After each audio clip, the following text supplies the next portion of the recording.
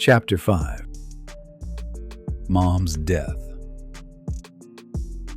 A few years after my mother and Russell divorced, life seemed to offer our family another chance. My mother met Mr. Philip Cobb, and before long, they were married. 9 months later, my baby brother, Philip Cobb Jr., was born.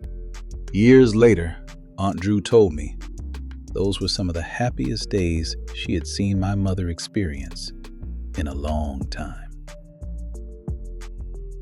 For a little while, Aunt Drew said, it looked like your mama had finally found the life she'd been praying for.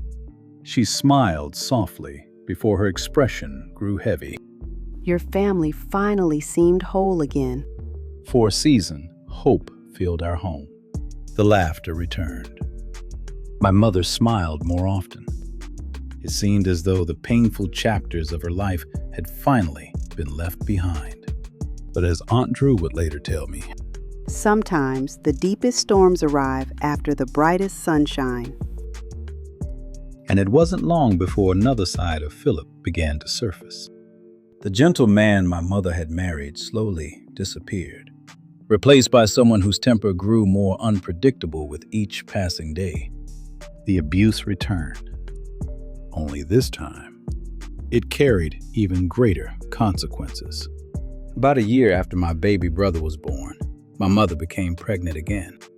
She dreamed of welcoming another child into our family. Instead, tragedy struck. The baby was born, already gone. Aunt Drew believed that day changed my mother forever. My mother believed the abuse she had endured throughout her pregnancy had taken her baby's life. Whether anyone else understood the depth of her pain, it didn't matter. She carried that burden in her heart every single day. The loss shattered her. It stole what little happiness she had fought so hard to reclaim. The light that had begun returning to her eyes slowly faded once again. But from that unbearable heartbreak, something else was born. Resolve. Fueled by months of pain, driven by a mother's instinct to protect her children, she made the most courageous decision of her life. She gathered us together, and she walked away from Philip Cobb. She didn't know where the road would lead. She only knew where she could no longer stay. Looking back now, I believe my mother's greatest act of courage wasn't enduring the abuse. It was finding the strength to leave before it claimed another life. But leaving Philip felt like escaping a storm. For my mother, it was more than simply walking away. It was survival. It was the first deep breath she'd taken in a very long time. With nowhere else to turn, she brought my little brother and me to the home of her oldest sister, Aunt Drew. Her house became our refuge, a place where we could sleep without wondering what the next argument might bring. I was only 5 years old. Most people assume children that young don't remember much, but they're wrong. Some memories never leave you, especially the ones wrapped in fear. I remember running through Aunt Drew's yard beneath the warm Alabama sun. The grass brushed against my bare feet as my little brother chased after me. He was only 2 years younger than I was, too young to understand why we'd suddenly left home. To him, it was simply another day to laugh, another day to play. I smiled right along with him, but every now and then, I'd stop. My eyes would drift toward the porch. My mother was almost always sitting there, quiet, watching us. Even now, I can still see her beautiful brown eyes. They carried emotions I couldn't understand as a little boy. Fear, hope, exhaustion, determination. Looking back now, I realize she wasn't simply watching her children play. She was making sure we were safe. She was making sure he hadn't found us. For a little while, Peace returned. Then I heard it. The faint squeak of bicycle pedals turning. Click, click, click. The sound floated down the road long before I ever saw who was riding it. My heart immediately sank. Even as a little boy, I knew that sound. I stopped playing. My little brother kept running, but I couldn't move.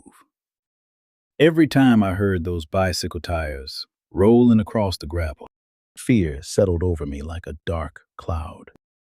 The peaceful afternoon disappeared. The laughter vanished. My eyes searched the road. Then I saw him. Philip, pedaling straight toward Aunt Drew's house. His face was twisted with rage. He jumped off the bicycle before it had completely stopped. Without hesitation, he stormed across the yard. His fists were clenched. His breathing was heavy. Then he began shouting. His voice echoed across the yard. How dare she think she can leave me? The entire house seemed to freeze. Then he screamed even louder. I come over here to kill her. The words struck me like lightning. At 5 years old, I didn't fully understand what kill meant, but I understood enough to know something terrible was about to happen. I looked toward the porch. My mother stood frozen. Then, without hesitation, he reached beneath his coat and pulled out a pistol. Aunt Drew immediately stepped in front of him. She refused to move. She stood between him and my mother. Philip, don't do this. He pointed the gun toward her. His voice thundered through the house. Now, get out of my way. For a brief second, no one moved. Aunt Drew looked him squarely in the eyes.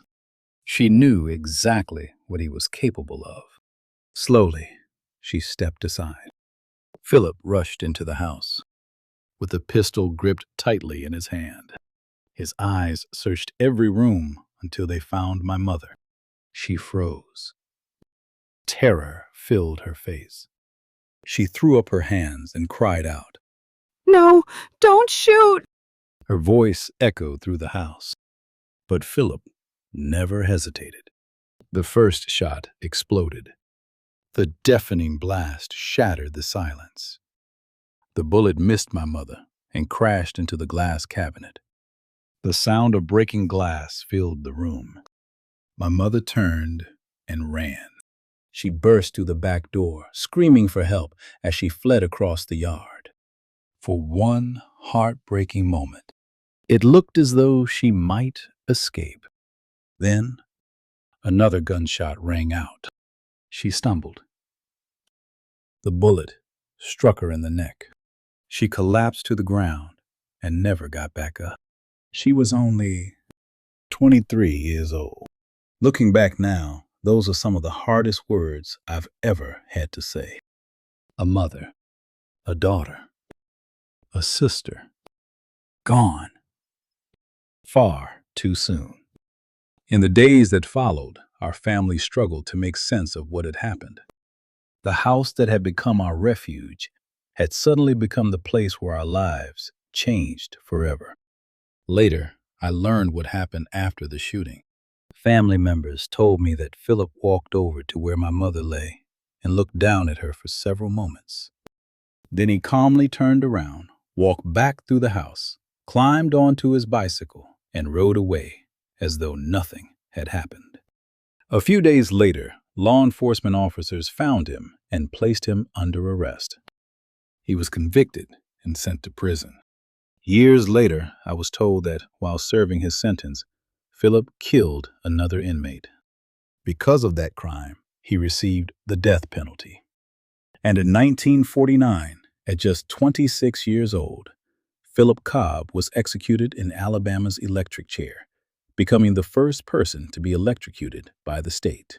When I think about that chapter of my life, I don't dwell on the man who took my mother's life. I think about the woman who gave me mine. A young mother, only 23 years old, who endured more pain than anyone should ever have to bear. Yet through it all, she never stopped fighting for her children. She gave us everything she had, including her life. After my mother was killed, my world fell apart. At 5 years old, I didn't understand court papers. I didn't understand legal custody. I didn't understand why the people I loved kept disappearing. I only knew that one day my mother was there, and the next day, she wasn't.